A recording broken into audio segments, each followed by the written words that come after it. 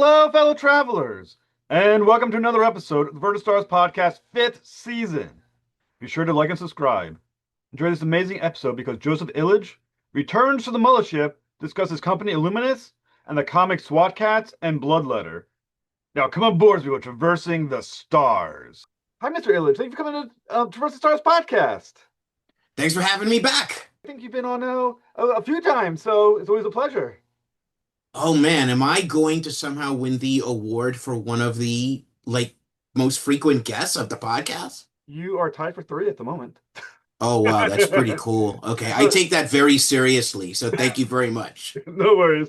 So, since last we talked, you have a new company out called Illuminous. Am I pronouncing it correctly? Yes, that is Illuminous. right. So, what inspired the development of this company? Really what it came down to is I've been in the business for 32 years. I've worked on high profile intellectual properties ranging from Batman to heavy metal, working at DC Comics on the milestone characters. And so, at this time, when the industry, I feel like, is at an unprecedented level of demand for creator owned ideas, but also because the comic book intellectual properties are now globally known, I feel like there's a Marvel sigil like imprinted on the planet, right? And so because of that, you have a lot of people in the outside world that would like to see their original ideas first realized in the form of comic books and graphic novels. And so I created Illuminous in part to provide editorial services and consultation on intellectual property development for clients, creators, and companies. And in doing that, really it's about number one, putting out the best version of your idea as a comic book or graphic novel, right? So it's about best story, best art, right? Best lettering, best coloring. Then when it comes to developing intellectual properties, it's really about thinking long term, right? So when we look at the intellectual properties that in publishing have made an impact and in media either have or are starting to make an impact, we're looking at long form stories. We're looking at Something is Killing the Children. We're looking at Walking Dead. Even when you're talking about Ianu Child of Wonder, which is a big hit on Cartoon Network, that was created by a company that had been publishing for at least half a decade before developing their co-publishing deal with Dark Horse. So it's really about helping people develop ideas, original ideas, their intellectual property, not only with a sense of quality, but with a sense of longevity. Now, when you're thinking about your clientele, right, or those are the clients who should be approaching you for your editorial knowledge and your company's, um, what your company's offering. What level of creative are we talking that kind of into the wheelhouse of Illuminous or that you most benefit? That's a great question. So, from a creator standpoint, let's say we're talking about comic book creators, right? You know, it would have to be comic book creators who, number one, have original ideas that they want to develop. Number two, are committed to top level quality, which means that they understand that they need an editor, right? Because an editor can see it from the 10,000-foot view from the outside, whereas because they created it, they are intimately familiar with it. They can only see it from the inside out. So they know that they need another set of eyes to help them make their idea 10% better, 15% better, right? Financially, they would have to be in pretty solid position because, the services of myself through the company, they do have a value, right? And so from a comic book creator standpoint, I would think someone who has financial resources, who has been in the business for, I would say, at least 5 years, right? And has the understanding to know that they will benefit from editorial expertise, right? So, from a creator standpoint, it's that. If we're looking at outside of the comic book industry, if we're looking at um, clients, if we're looking at companies, then I would say, again, financial resources, but also have a very specific vision, right? There are a number of people who are very passionate about their ideas, but they won't necessarily take the leap, right? So you're talking about people who have the wherewithal and the initiative for the process because it is a process, right? From bringing me on board to us looking at the idea and really shaping it and fine tuning it, and then putting together the artistic team, right? The black and white artist, the letterer, the colorist, the designer, right? Because if you're talking about a comic book or a book, that has to be designed. There's a designer involved. You're talking about logo design because that is going to be your branding in the world across different media, across different kinds of merchandise, right? So, really, someone who is committed to the long haul process to get the result of what would be a finished digital file. And then, what I in turn do is I introduce the client to a lawyer, right, who would help them leverage and protect their intellectual property, to a PR person, a marketing person, publishing consultant, so that once they're done working with my company, that they have the people in place that can help them move forward to the next stage. And part of that would involve giving them ideas on which publishers in the ecosystem are the most compatible for the story that they're putting out, right? Because you have to know the publishers and how the publishers distinguish themselves as publishers, and that's in part based on the kind of stories that they produce. Now, you mentioned a little bit earlier, you kind of referred to some of your work as being an editor. Most people, when we Yes. think about the editor, is at least when I think of editor, you think of someone who is reading the book, fixing story issues, corrections, grammar, things of that nature. But what you're talking about sounds like it's even more mentoring, guiding, more integral to the process than simply an editor. Because it sounds like you're actually offering shepherding the project on a much larger scale.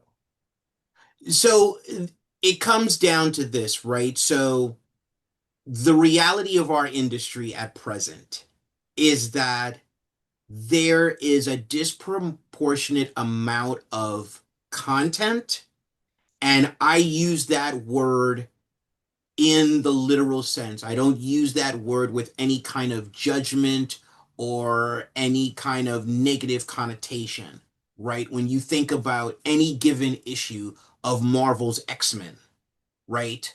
The fans will think about it as a story. You better believe Marvel thinks about it as content. So I'm using the word in that context.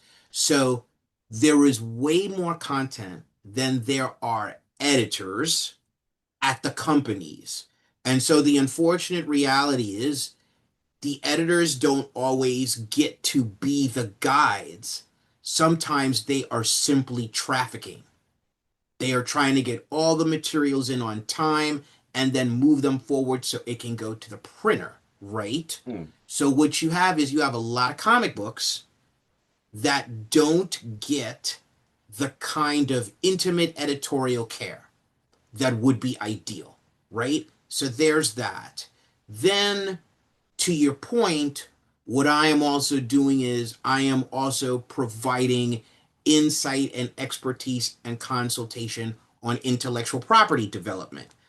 That's not something most editors do because a lot of editors are editors representing corporate owned ideas. Hmm. And then even when you talk about the publishers that are dealing with creator owned ideas, they're not providing guidance on how to create intellectual properties with long narrative legs, especially since right now conventional wisdom is more geared towards 5 issue ideas, right? And I come from the philosophy of Todd McFarlane, right?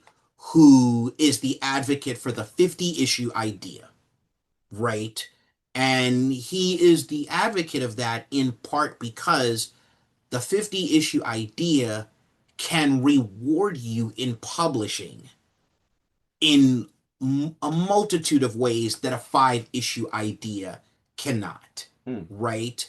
So that's really where I want to help guide people. I want to guide them not towards the hit and run philosophy, not towards a one and done philosophy, but towards a philosophy about having an idea with a long view so that it can make impact, and depending on how it's leveraged, it can service them in publishing for a number of years. Now, another thing that's kind of interesting as well, and we'll go into Spotcast in a little bit, where you are listed as the editor. Um, Having you on board, as you've had a long professional career, a very successful career, as you mentioned, you worked for Spawn, you've done Batman, a lot of different projects. Another thing that I find that is useful to a property having you on board is that you're sort of a certification of quality, right? I'm Luminous is part of my project. You can now trust my project to be, like I said, lasting and of quality and of commitment when going to a new publisher. Are you on some way part of that promotional process now? Well, definitely. I mean, being a part of any given team in the landscape that we're dealing with, where not only are we dealing with the omnipresence of social media, but we are unfortunately dealing with the reality that creators have to carry a larger burden of self promotion, Hmm. right? Which again goes back to what I said earlier, which is there's so many comics out there and the publishers have a limited marketing budget and limited bandwidth. Hmm. So they're going to choose selectively what they put that energy towards, right? And so I'm a person that I'm very adept at social media. I have a presence. I'm not trying to hide. And so people know when they bring me on board as editor, not only are they bringing on my editorial expertise and my standing in the industry, but they're bringing on someone who has pride in the project and will help increase awareness of the project.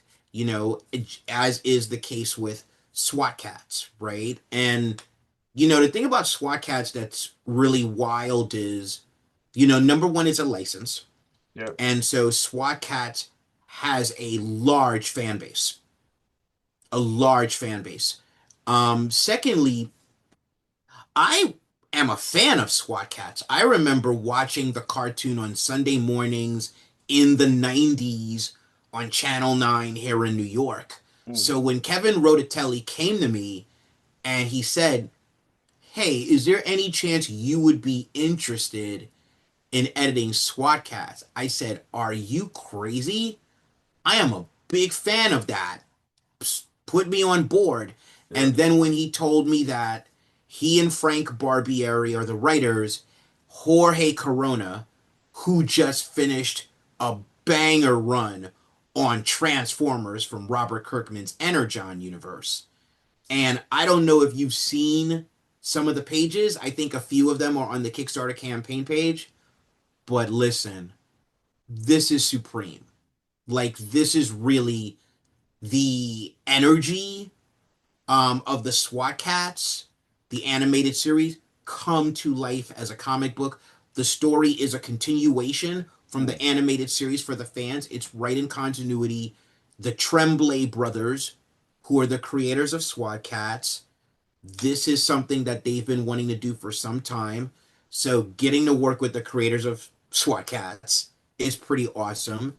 And I'm proud to be a part of the project and to help increase awareness of it because, one of the things that I think about comics these days is, and I even find it with my bookshelf sometimes. Sometimes I look at my bookshelf and say, wow, most of these books are very serious. I don't know how many of them I would call fun. Yeah. Like last weekend, I read Rorschach by Tom King and Jorge Fornes and Dave Stewart and Clayton Coles. Brilliant piece of work, not fun, Yeah. not for the light of heart. Okay, so SWAT Cats is fun, Yeah. right?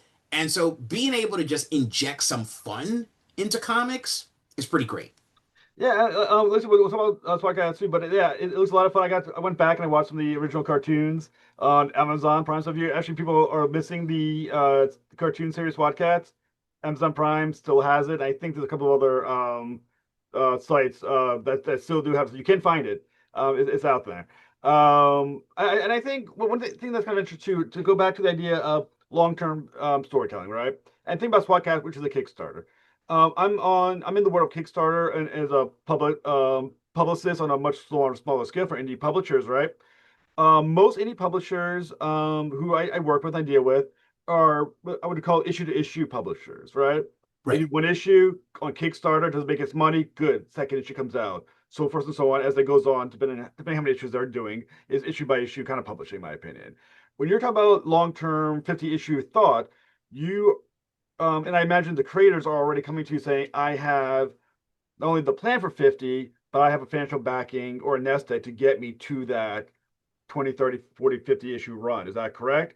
And when you are looking at that, are you seeing as in they have a savings that gets them there, or is it a plan of purchasing or selling that will get them to 50, even though maybe they're not there at that moment? Yeah, that's an excellent question. So for a 50 issue vision, you would have to be particularly ambitious and driven and determined, right? Right. I would say at minimum, and I do mean bare minimum, you should at least have a 15 issue idea. Because let's talk in practical terms. What does 15 issues get you? Three, five, three trade paperbacks, Yeah. right? Each composed of a 5 issue storyline, and then at the end, an omnibus, right? So Right. you get publishing on 3 levels: single issues, softcover trade paperbacks, omnibus. And what I'm telling you right now, that's the Bitterroot model. Yeah. Bitterroot created by Sanford Green, David F. Walker, and Chuck Brown. That's exactly what they did. That's the Local Man model. Local Man created by Tim Seeley, my co-writer on Bloodletter, and Tony Fleeks, right? And so at the very least, you need that. Yeah. But you should think further ahead. And I'll tell you why. Because the market can change on a dime. And your idea, you may not think it's in fashion today, and a series of things radically change the industry, and next year it will be. Mm. And you cannot predict it. Why? You cannot predict the way this industry is going to go. What you can do is be committed to your idea for the long term, Right. right? Because, if you create an idea based on, oh, this is what's hot right now, then you're going to be part of a glut. Mm. And by the time you have a substantial number of issues completed, it's no longer in fashion, right? So, really, the best thing is to have an idea that you're developing that you're not interested in what's hot. Mm. You're not interested in the market today. You are interested in the long term. And because one property that you mentioned is, if I pronounce it correctly, Inayu. How do you pronounce it again? Sorry, Ianu, yes, sorry, I Child always of have an Wonder, issue with yes. pronouncing the names. Which is a TV series right now on HBO Max, shepherded by Brandon Easton. That was it, that's a property you may not have thought would have been a combo property. And I must admit, I hadn't even heard of it as a combo property when it first came out. But now, once again, it's a hit TV show that's like he's already on the run. You don't always know what properties or suddenly someone's gonna be interested in turning into something multimedia at that point. Exactly. Ianu, Child of Wonder was created by Roye Akupe, who created the publishing company Unique Studios. And what realized is that the comic book industry was pretty insular in Hmm. terms of where creators came from and the stories that were told. So, having a line of books by Nigerian creators talking about African mythology that occupied a space that was unoccupied in the industry. And doing that for at least 5 years through crowdfunding, to your point, led to him having a body of work which got the attention of Dark Horse Comics, Hmm. right? Because Dark Horse Comics is a company that recognized that this was a market they did not have any connection to. And here was someone who had an authentic connection to it, and all of the books were top quality, right? So, again, that was about a commitment to a publishing vision and the kind of ideas that you would put out in the world, Hmm. right? And so it turned out to be perfect for animation. And we don't know what decisions led to it being chosen, but it was there to be chosen, Hmm. right?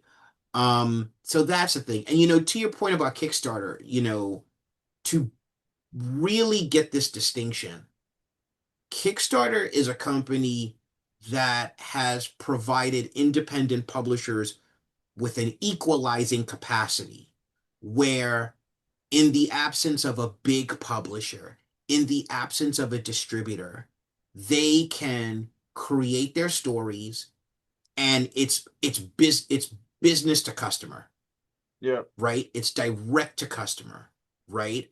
And from that, they can grow their business, right? And again, this is what Unique Studios did. Another crowdfunding comic book series I'm involved with, Noir is the New Black Season 2 by Fair Square Graphics. Fair Square Graphics has done a lot of business through crowdfunding, but Kickstarter is a tech company. Hmm. Very important. Kickstarter is a tech company, but they're a tech company that provides direct to consumer business for a lot of different sectors. Publishing is one, gaming is another, right? So that's the thing.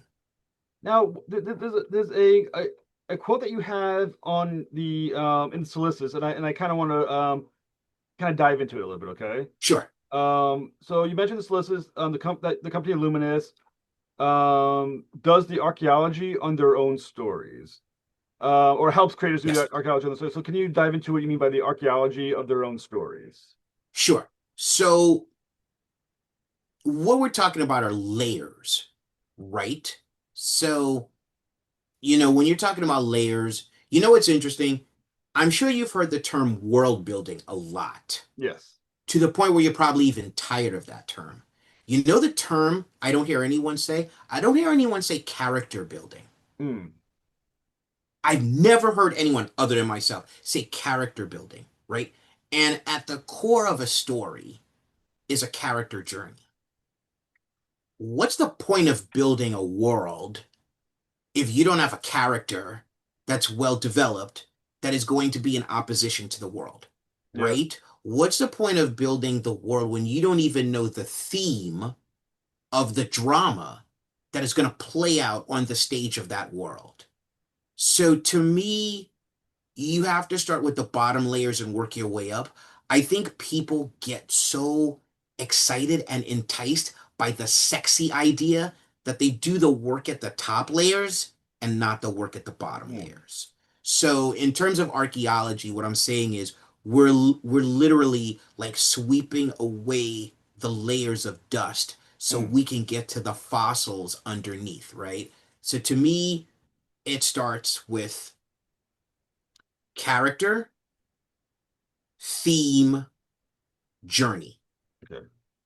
Once you have those three things figured out, and you cannot do a good story with the absence of any of those three things. If you don't know your character, forget it. If you don't know the character's journey, forget it. If you don't know your theme, forget it.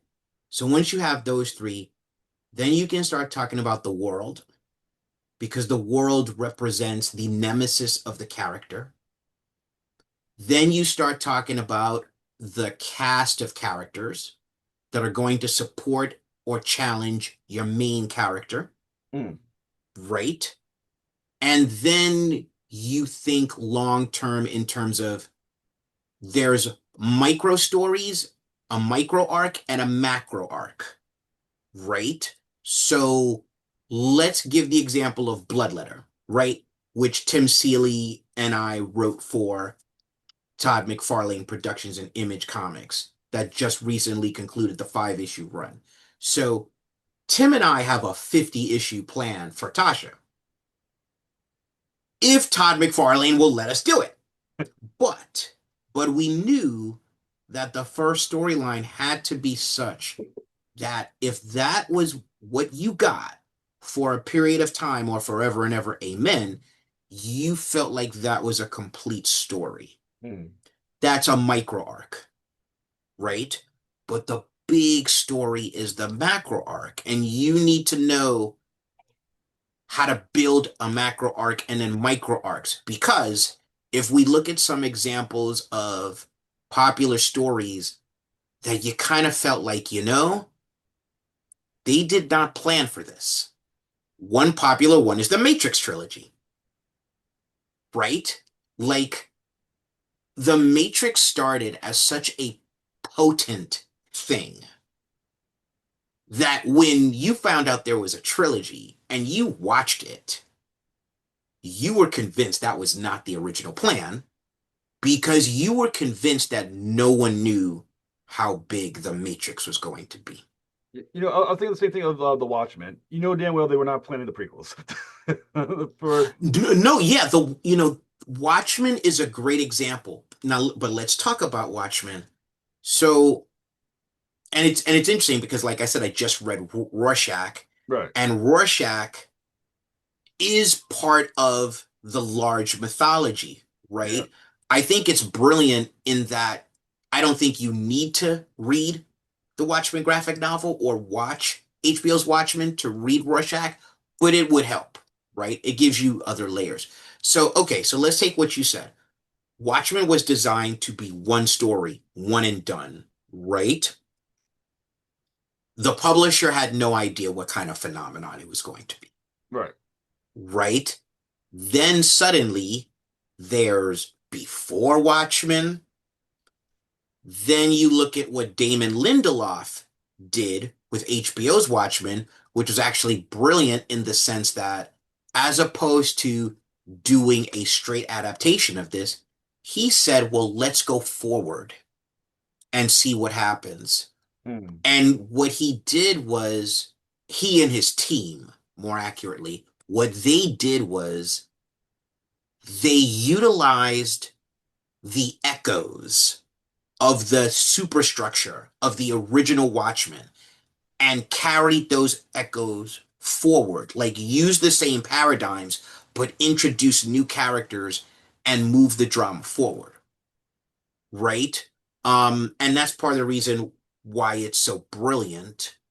And then what Tom King and Jorge Fornes did was then do a sequel to HBO Watchmen, which is not about a character, but it's about the power of the idea. Hmm.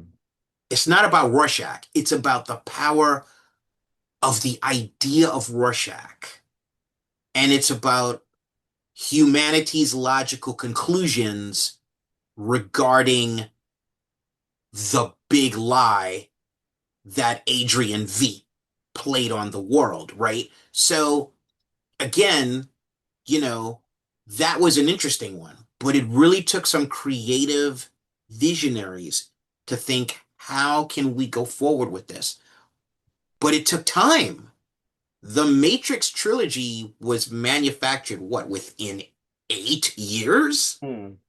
That's a bit different. You know, I think another example would be the Christopher Nolan Batman trilogy, right? Christopher Nolan, David Goyer. Yeah. Now, Nolan said he did not have an idea for a second one when he Yeah. did the first one. But you know what kind of genius that man is. Do you believe that?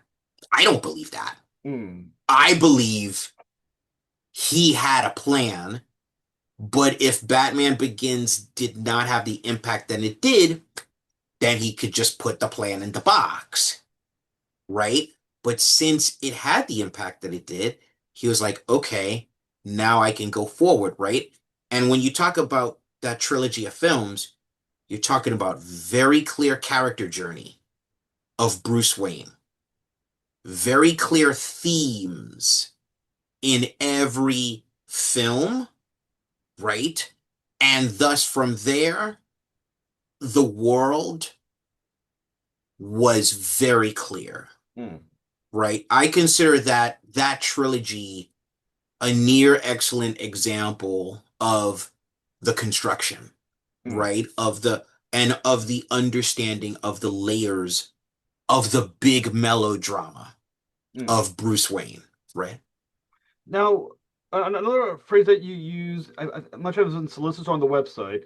You're talking about helping, basically, you're shepherding or developing properties with a cultural and commercial value. Now, Yes. cultural value can mean a couple of things. Cultural, Yes.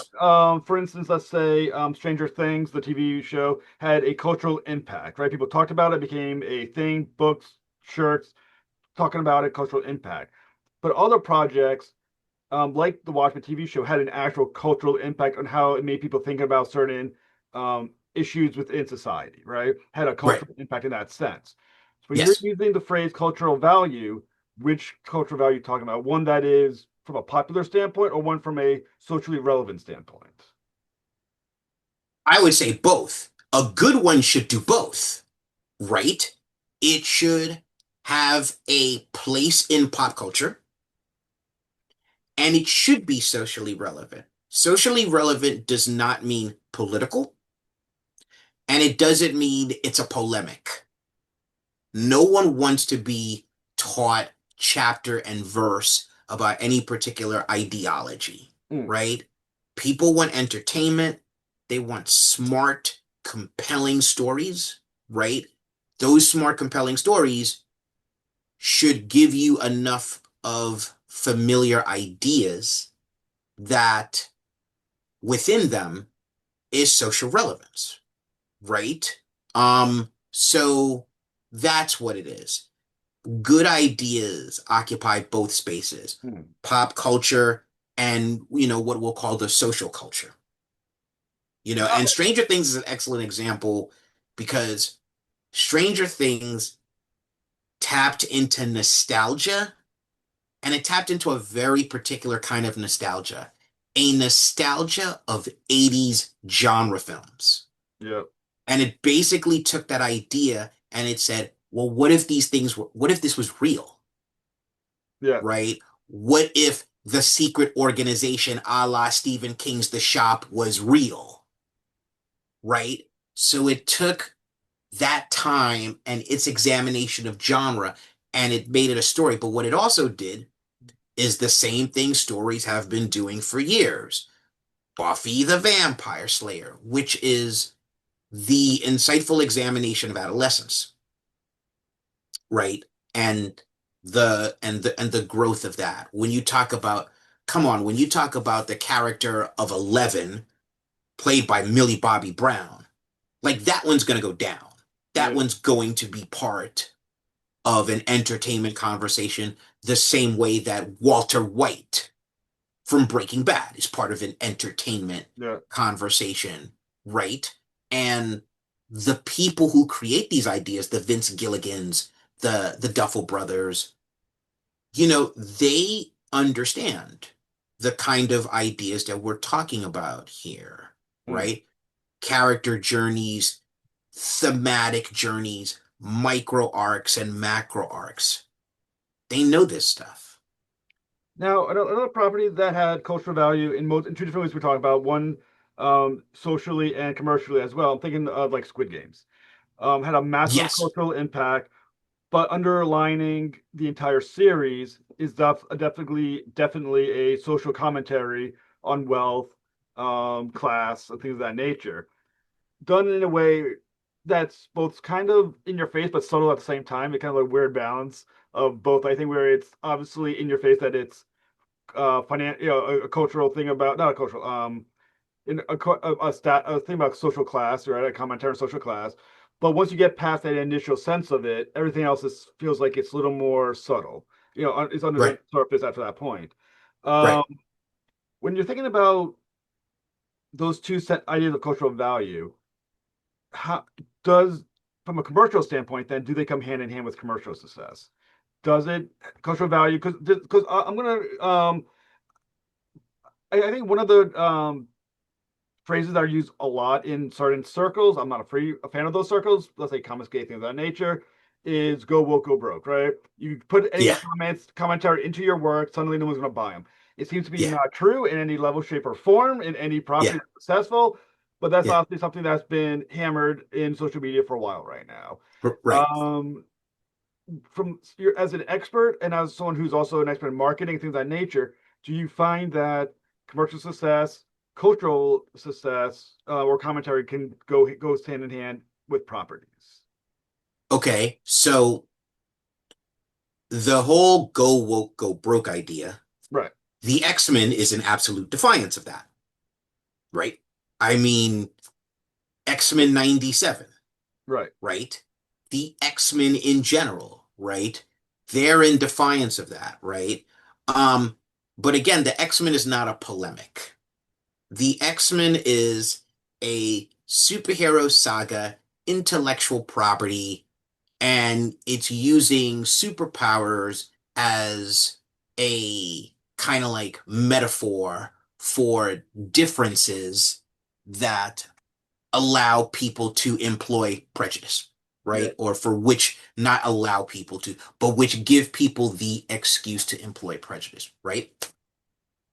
But again, the X-Men is a superhero saga, right? Um, when you're talking about Andor, right? Star Wars Andor, very much like what you said about Squid Game.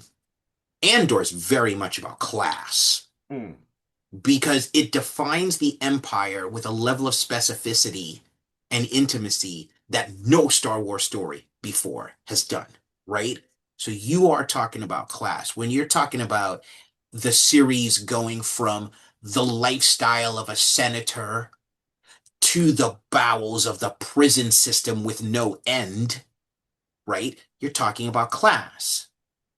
But in that is a compelling story about this journey of Cassian Andor, yeah, right? Who goes from being someone who will not pick a side to someone who has no choice but to pick a side because he's been through too much to be apathetic anymore, right? So I would say two things. I would say number one, people see what they want to see from their fiction, which is unfortunate but true. yeah, And that's not something we can ever change. Gene Roddenberry, God rest his soul, when he made Star Trek, he couldn't control how people would perceive Star Trek. Rod Serling with the Twilight Zone. Certainly Stanley and Jack Kirby with X-Men. You have no idea how people are going to perceive it, especially in the future if mm, if it outlives you. The only thing that you can do is try to tell the best stories, and that's it. mm, I think part of what's going on, and this is something that one of my mentors, Dwayne McDuffie, spoke about, is people aren't really angry about the stories. They're angry about the world. They're angry that the world is changing. They cannot accept that. And they can't hit the world because the world is an abstract. yeah, But they can hit people and they can hit um, product. So you can attack Star Wars and you can attack actors on Star Wars. You can attack the X-Men and you can attack creators on the X-Men, right? Because that's easy. And social media has given everyone internet courage because they get to be anonymous, right? Yeah. But at the end of the day, the best stories will endure. You know, there's a reason that Star Wars is what it is, Hmm. right? Um, there's a reason why the Twilight Zone was what it was. There's a reason why X-Men 97 spoke to so many young people, right? And that's part of it. Like sometimes the trade-off is going to be there's going to be a group of people who are not going to like what you're doing. You can't control that. But it's also going to be a group of people that are going to be inspired by what you're doing, and then they will create stories based off of being inspired. Um, and that's what we have to do, right? When we create the stories, we have to create the stories with responsibility and integrity, and with a love of story, as opposed to using the story um, as this means of getting all our angst out about things, Hmm. right? But the story is a reflection of the world. Now, talking about the idea of cultural impact and also endurance. Going back to like Yes. the SWAT Cats, right? So SWAT Cats Yes. is a cartoon that aired, I believe, in 1992, 93, 1992, 93, which That sounds right. unfortunately is about 32 years ago, which Oh, yeah. it should be, but it was a long time ago. Yes. Um, is there a challenge in translating a early 90s property to 2025? And what it either says, does, or what people should expect from it. Good question. So I would say this. So first off, having read the script and seeing the art in progress, the script by Kevin Rodatelli and Frank Barbieri, and really shepherded by the Tremblay brothers, really evokes the feeling of SWAT Cats. The art by Jorge Corona, the coloring, the lettering is really great. The thing about SWAT Cats, and there's also this, we're in a period where there is this excitement around late 20th century animated ideas, right? Look at what Robert Kirkman and his people at Skybound have done with G.I. Joe and Transformers Yeah. and the Energon universe, right? And now they're slowly bringing in Mask, right? Because the character of Miles Mayhem was introduced in Transformers 25. SWAT Cats, Street Sharks. Look at what's happening at Dynamite with Thundercats. It's like there was something about those mythologies that I think that under the skin of the cosmetic and the flamboyance, there were character things going on there, Hmm. right? And I think that's what kept people interested in them. It's the character things. So I don't think you necessarily have to think about it as how do I update this for today? Hmm. I think what you do is you tap into what the universal aspects of the idea are, and you make sure that those come through. And if they do, then it will remain relevant. Then it will continue to fit in. The same way, again, let's look at X-Men. What Jonathan Hickman spearheaded with the Krakoa era of X-Men. Hmm. He was able to look at the entire history of X-Men and come up with a mode of thought that was organic and that fit into the time that we were living, and it wasn't forced at all. Hmm. You know, and Grant Morrison did that before him, and Chris Claremont did that before him, and so many other writers that have been part of the mythology. Now, what did you think about Swatcast, right? Honestly, over the years, as you mentioned, some properties, there's been different viewpoints on how to bring back properties. On the Yes, one hand, as you mentioned, Thundercats, which was virtually a reboot. They basically said, we're going to restart the world. We're starting from issue one. Story's going to be told. Then you have right. Gargoyles by Greg Weisman saying this takes place after the cartoon is over. Yes, These are new stories. Swatcast is doing closer to the Gargoyles, where it's taking place after the series ended. that's Now, right. the question I have with that is um, audience. So Yes, the audience, obviously, anytime you make a new property, you have two goals. You want to make the old audience happy and buying your comic books, but you want to bring in new readers as well who are yes. inspired to look at your property. Um, because it takes place after a series of a season had already ended, I think 2 seasons had already ended. What is the tightrope in how to make the older audience happy, but make sure it's accessible to the newer audience who you want to find the property? Right. So the tightrope is that the continuing story maintains the spirit and the core rules of what came before it, Hmm. right? If it chooses to be so innovative that it abandons the core ideas, Yeah. that's a problem, right? And to use the examples that you just posed, I feel like the more perilous road is the reboot. Okay. I think that's the more perilous road.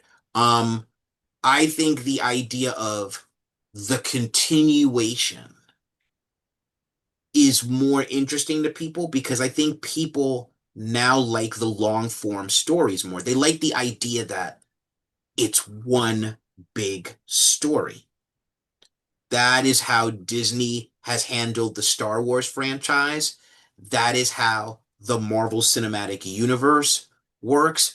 And to whatever degrees of quality you consider any particular entry, there's something about the one big story which is really fascinating, especially if you were there from the beginning, like the people who started watching Arrow from season one. They had no idea there was going to be an Arrowverse. Right. But then when you get that, for you to be able to say, wow, I was there from the beginning and saw this whole thing grow, it's amazing, right? I think people find that more interesting. I think when you do a reboot, you take a risk of not only alienating the old audience, you may not even capture a Hmm. new audience, right? You've got to craft that very carefully. So I consider that the more perilous road. I can see why publishers would choose to do it, but you have to do it in a way in which it taps into the core values of the old. And I say that as someone who was involved in what I would call the third act of the Milestone Comics relaunch, Hmm. right? I think part of what that did was it maintained the core ideas of the characters created in the 90s and brought them forward instead of saying, you know what, we don't like that origin, we don't like that look, let's just start clean slate today. That's dangerous. Um, Unless you're going to make it an imprint like Absolute or Ultimate, right? Then that's another thing. But even if you look at those, Absolute Batman has a foundation in the mythology of the long-ranging Batman, Right. right? It can subvert it, but it has a foundation in those basic core ideas. And what it does is it just takes one thing and it turns it 90 degrees, like Absolute Wonder Woman, which is just brilliant. So, so that's the thing. It is a really tricky thing. Now, I mean, obviously, what you're doing with Squadcats is working. Last I looked, it's already past $400,000 on Yeah. Kickstarter. So, I mean, it's blown away. I imagine almost anyone's expectations for what it could be. It's clocking over 40 pages. That first issue as well. Yes. And based on once again, as you're the editor, and I imagine it is directly connected to Illuminous as well. When you talk about long form, is that already then guaranteed now because how well did you have that long form series that you're talking about? How soon are we looking at the second book and things of that nature? Because I imagine this thing's going to now be kicked into high gear with how successful this has been. Right. These are good questions. So it is not a project that is, you know, worked on through Illuminous. I'm the connecting thread between Illuminous and SWAT Cats, but the values of what I bring to clients through Illuminous, I've brought to SWAT Cats. So when you're talking about the first issue, so let me give you an example of one of the things we spoke about. How to reintroduce characters. Reintroduce characters in a way that it's impactful dramatically. It will impact characters so that you can pull on that thread later, right? Um, and I'm the story editor. So I am dealing almost exclusively with the story, all the other aspects of it, we're talking about seasoned professionals, but the story is what I'm focused on. And it's really about how to pull the threads on these characters and their reintroductions so that nothing is casual and so that you can build on that for the next 4 or 5 years, right? Razor and T-Bone coming back in this new era in comic book form. How do we take advantage of that, right? There's a difference between your 26 episode season that appears weekly and you're a Kickstarter funded comic book that appears, it could be one a year, it could be two a year, right? So there's an entirely different type of pacing that has to be taken into consideration. And it means that each issue of a comic book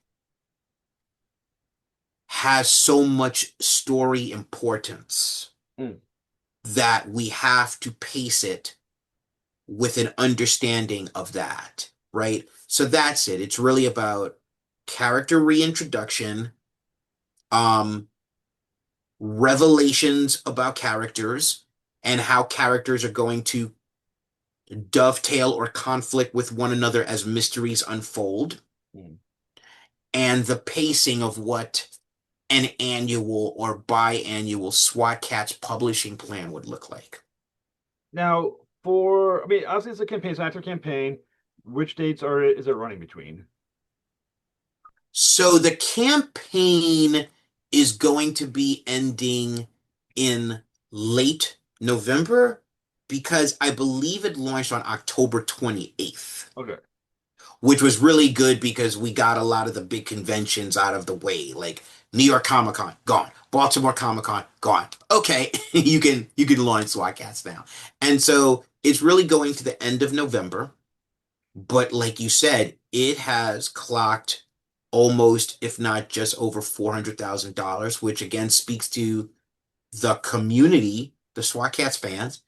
It speaks to the people who are excited by this, who are fans of Jorge Corona's art and are interested in the different Mm. possible tiers, one of which is an artist size like edition. People love to now see art at its original size.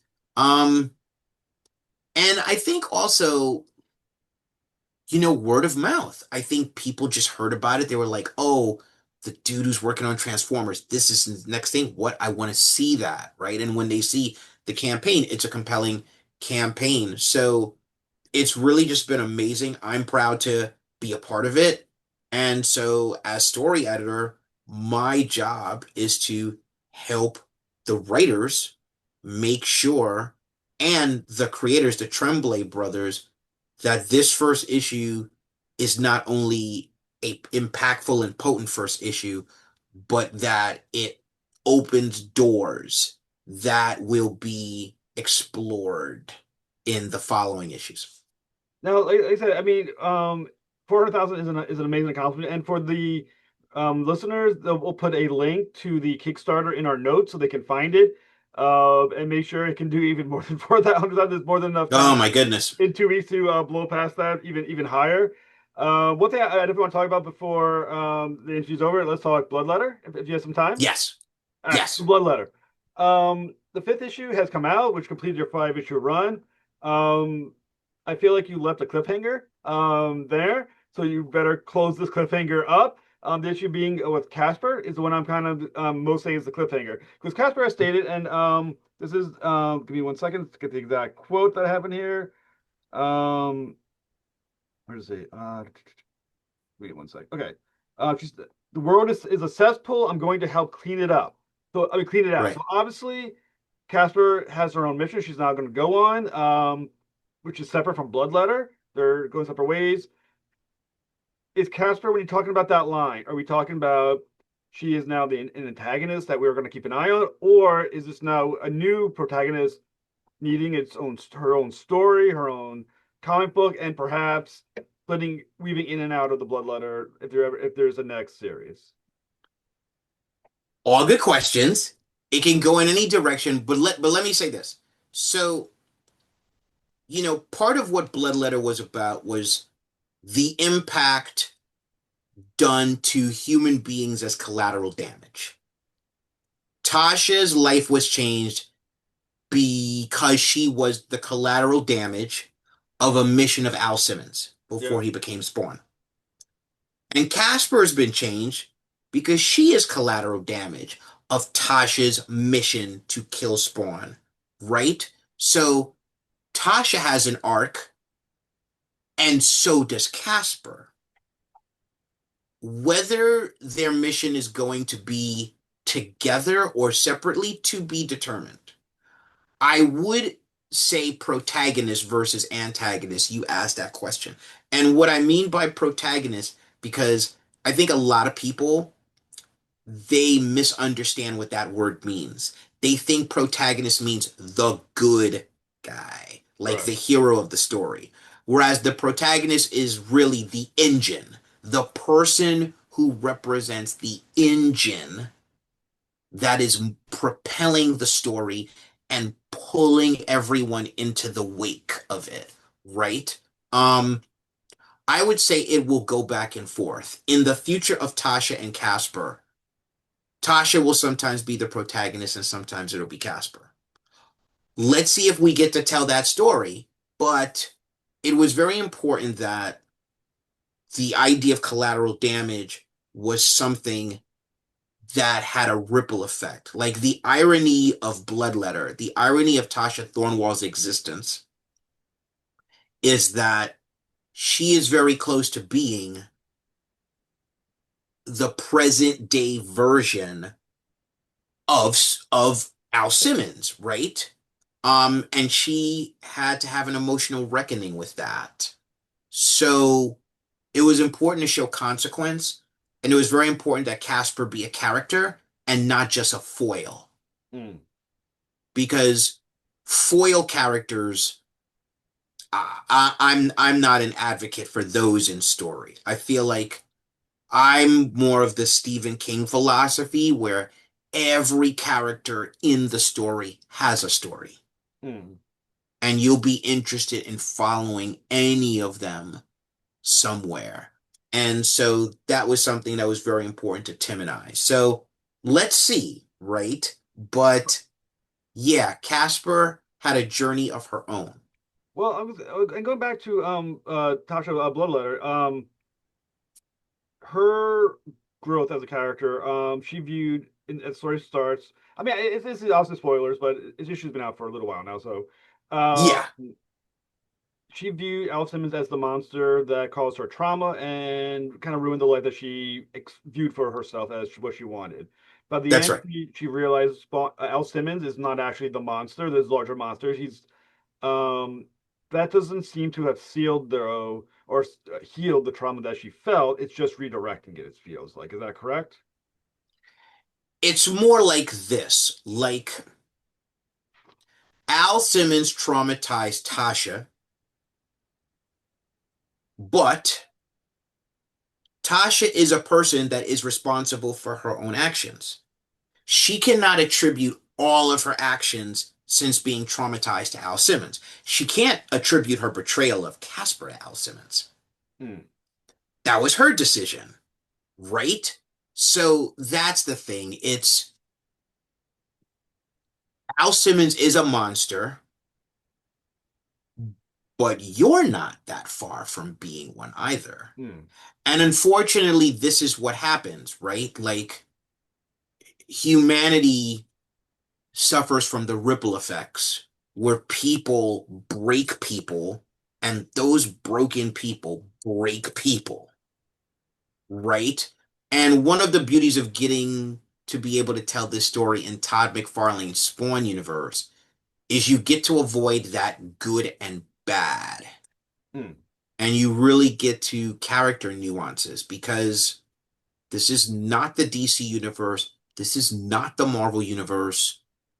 The cast of characters in the Spawn universe are nuanced and compromised. Hmm. And so in, creating Tasha Thornwall, the Bloodletter, we understood that that is something that had to be a part of her, right? That she is a nuanced, compromised character, right? And I think the readers find that more interesting, right? Hmm. I think the easy good and the easy bad, that's mm, I don't think that's what a lot of readers want. Some readers want that. I don't even think the readers who want that all the time. Yeah. You know, I think from a certain group of characters, they want that, but from other stories, they do want to be challenged more. Yeah. So the goal of this story for readers was to present something a little challenging in a universe that opens itself up to that, which is Todd McFarlane's Spawn universe. Well, like I said, I mean, Spawn universe is owned by Tom McFarlane. He owns the entire universe. You create Bloodletter. Do you have a say then in what happens to Bloodletter next, or is it up to grabs for any writer to then grab Bloodletter and do what they want within the universe?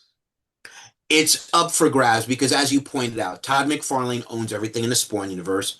So when Tim Seeley and myself and Christian Rosado created Tasha Thornwall, we understood that that was work for hire, Right. right?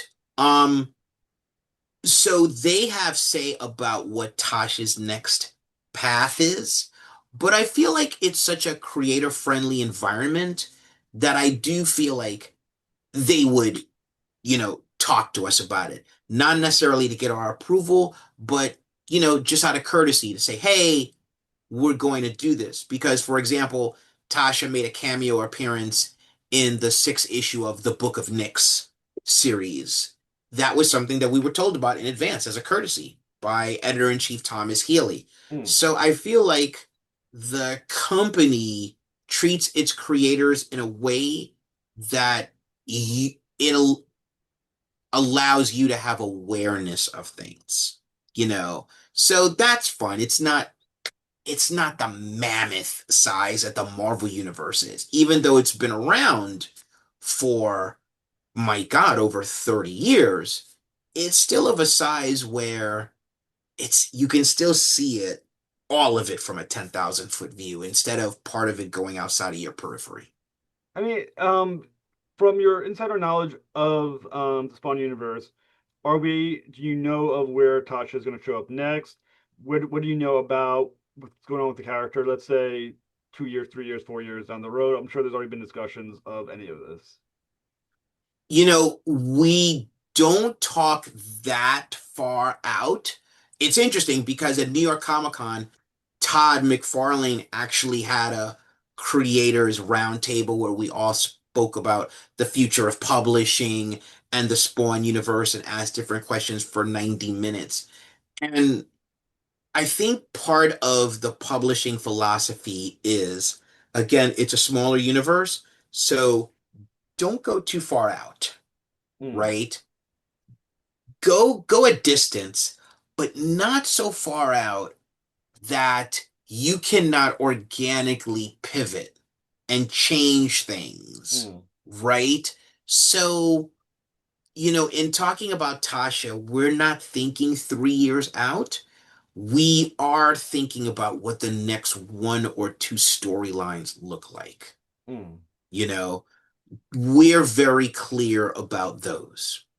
So if those come to pass, we know the direction that those are going in, and they have very specific importance to the Spawn universe in general, because Bloodletter is basically the secret history of the Spawn universe, and to the characters, right? So we're kind of like, in terms of future vision, let's say we're 1 to 2 storylines ahead.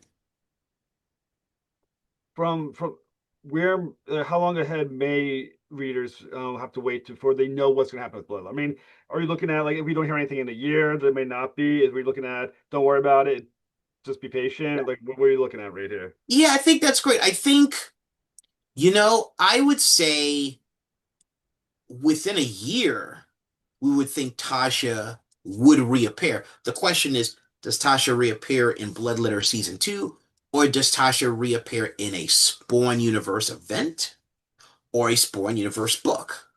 Because what we've clearly established is, at the very least, she has a relationship with Jessica Priest, she's Spawn, right?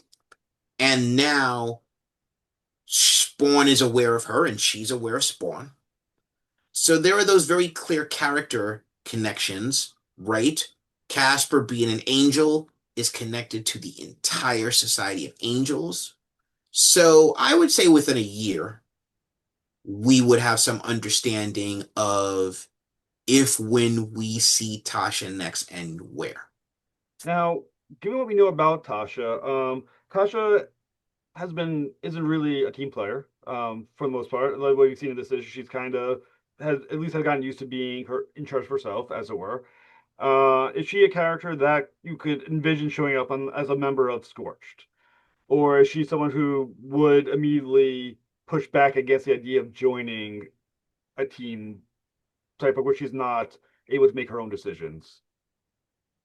Tasha's not a team player because the disillusionment that she suffered from the mission that went sideways 10 years ago has taught her that the only way to survive is basically to be a rogue operative, right?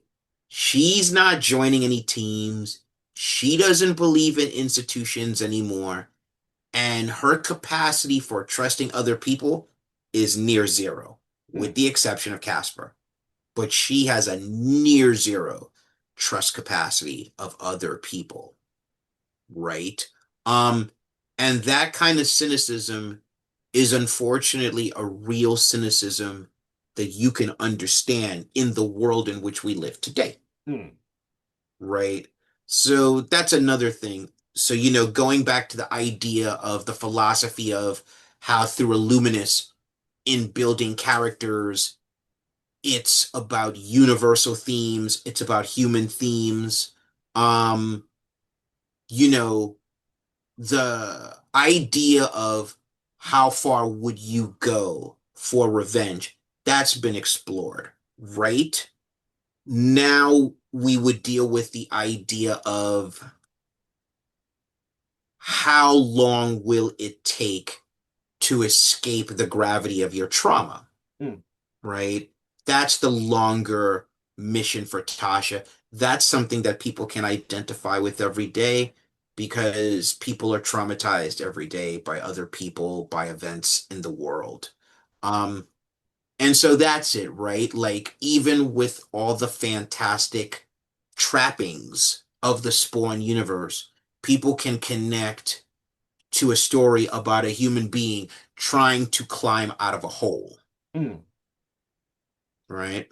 So, so there you go. And again, that takes it back to the front about character building. Build your character before you build your world. Right? Well, I would say, like, as a fan, I definitely want to see the next series of Bloodletter. Mr. Illidge, been absolutely So do I. So thank you very much. So do I. My pleasure. Like I said, whenever you're ready to come, want to talk about your next project, come right back on the show. You do have a record to break. All right. Very good. I accept that challenge, and we will definitely do that, because you can count on more announcements happening in the near future. Perfect. Thank you so much, sir. Thank you. Good talking with you.